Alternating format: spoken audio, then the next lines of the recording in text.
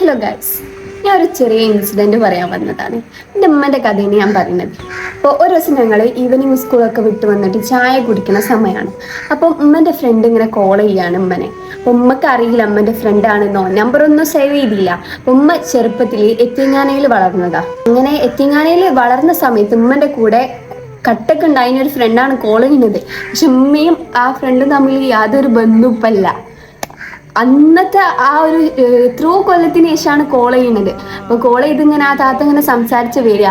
പിന്നെ സംസാരത്തിൻ്റെ ഇടയിൽ ആ താത്ത എന്നോട് പറഞ്ഞു, എൻ്റെ ഉമ്മൻ്റെ പേപ്പറൊക്കെ നോക്കിയിട്ടാണ് ഞാൻ അന്ന് എക്സാമൊക്കെ എഴുതിയത് പറഞ്ഞു.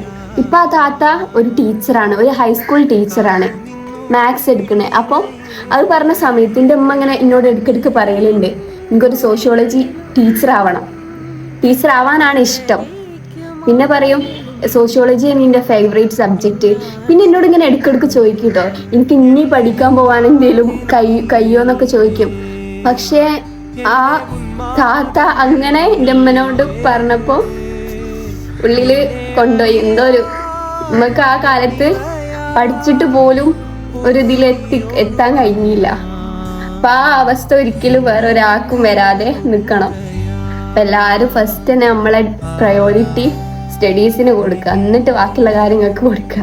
അപ്പം ഇത് പറയാൻ കാരണം my mother experienced that one. Okay.